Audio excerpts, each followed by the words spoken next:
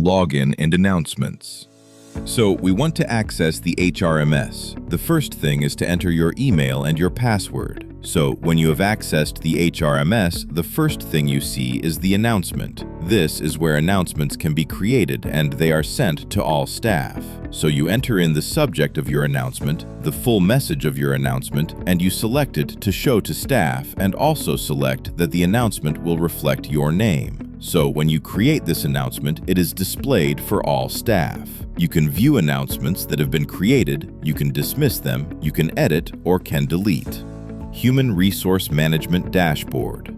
Next, we have Human Resource Management. Under Human Resource Management, the first thing we have there is the Human Resource Management Dashboard. This gives you an overview of all staff information. Currently, we have 71,000 staff on the system. We can see a verified view of staff retiring in 3 months, staff retiring next year. These boards are segmented by age and also by service. So by age, that will be 60 years of service. You can see staff approaching 60 years of service to make preparations for their retirement. You can also see staff retiring by service, approaching 35, their years of service, to prepare for their retirement. You can see the number of staff and also get the forecast for next year. So you can also see that from here too. See the forecast for next year.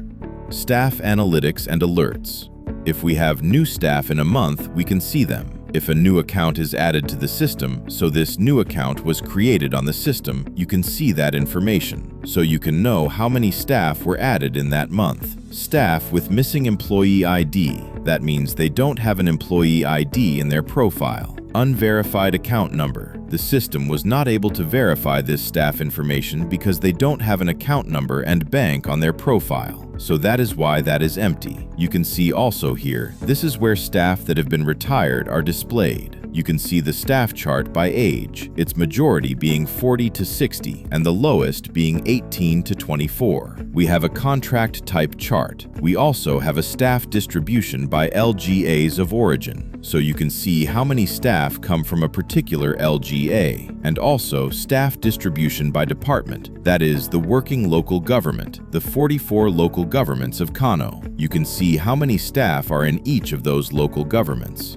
Staff management, adding and editing.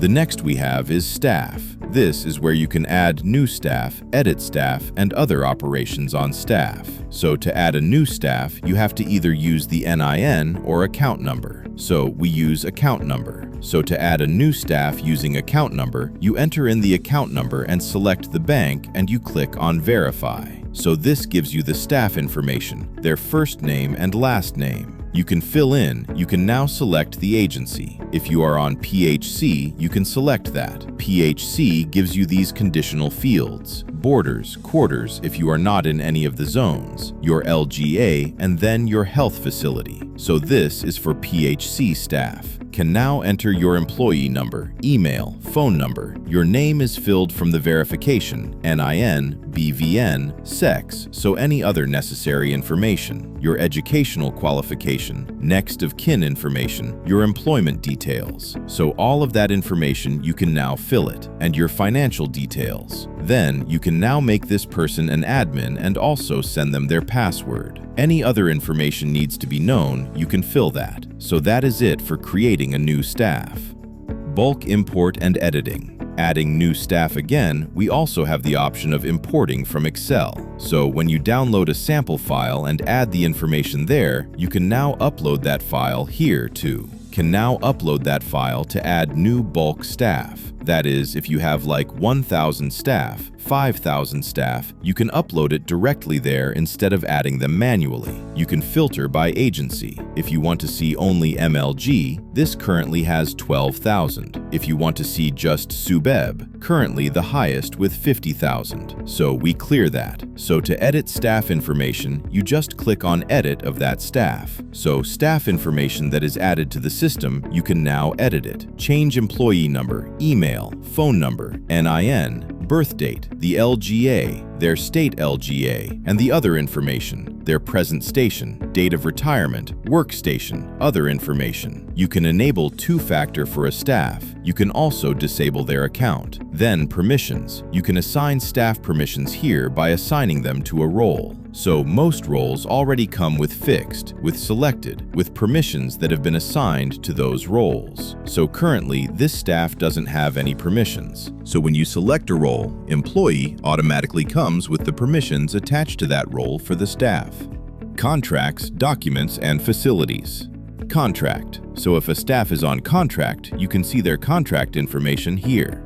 If they have any insurance information, you can see it here. Attachment. This is where documents are uploaded for a staff. So documents like their call-up letter, their appointment letter, and any other necessary documents can be uploaded here for staff. The next we have is the PHC facilities. So this is where the PHC facilities that are displayed in the adding new staff or editing for conditional PHC fields. This is where you can manage them. To their LGA, the ward, the facility. You can manage it here. You can add a new facility, give the LGA, ward, facility. You can edit facility. Contract management. Contract here. This is where you add contract. You can create a new contract, enter in the contract code, select the staff that you want that is supposed to be on contract, the contract ID, contract status, draft, valid, invalid, the start and end date, then allowance information and signed information. This is where you manage contracts. Creating new contract. You can edit created contract. You can edit those ones. So this contract assigned to this staff, start and end date. Insurance and configuration. Insurance. This is where you can modify, add, edit, or modify insurance information for staffs. You can manage that from here. You can select the staff and assigning the insurance information. The next we have is settings. So under settings, this is where you can manage the different types of contract for the contract ID. If you want to be basic employee, like for the example, long-term employee, and the duration, you can manage that from here. Enter in the contract ID, the type, the duration, the limits, and insurance. Allowance type. This is where you can manage your different types of allowance. That is the name, format, and if it's taxable. So that is it for human resource. Human Resource Records Analytics Dashboard. So under Human Resource again, we also have the Human Resource Records. This also has another dashboard to give an overview of staff breakdown. So staff ratio by department, you can see that here. Staff ratio by jobs, staff by agency. We can see SUBEB is the highest, PHC, then MLD. Staff ratio by groups, same with the other charts. Ratio of changes in staff by seniority. Staff status by month, how many new staff, how many working, how many retired. You can also see staff birthday for the month. Job descriptions and org chart. Job descriptions. This is where you can manage various job descriptions and their job group. You can create a new job description. You already have a job code, the name. Job group is also like the cadres, so you can manage that here. The department for that job group and the job description and any attachment. You can also edit job descriptions, job code, name, job group, and department and the grade level which is supposed to be on the job descriptions. And anyone comes back. Then you can manage cadres, that is the groups. You have the ICT cadre, public health cadre, and the various cadres can be managed here. Organization chart. So this is where the departments are managed. You have the various departments. If the department is a sub-department of another department, you can add the parent in it. Unit manager will be the director of the department. You can be added there with their email and any other necessary information. Onboarding and checklists. Onboarding. So this is the onboarding checklist. You select the staff, go through the various checklists to onboard a staff. HR records. This is just a simple table that shows you all staff information and where you can activate their profile so they'll be able to log into the system. So the majority of the staff accounts are not activated, so they currently can't log into this system. Training module. Training. This is where training is managed. So to create a training, you first have to create from the settings the types of training that you want to do. You have basic training, capacity building. You can create more types of training. So when you have done that from setting, can now go to training again. So to create training, you create training library. This is where you manage the training and their training questions. So that is under training library. You have them. After you create training library, you can now create a training program. Creating a training program, you enter in the name, the type. This is where you select any of the training library, the training program item, the type that is created from settings, the minimum point. If it's for a particular staff, you will now click Additional Training Program for Staff and select the necessary staff. And the start and finish time. If it's not for staff, you can select the department or job position for this training to apply to.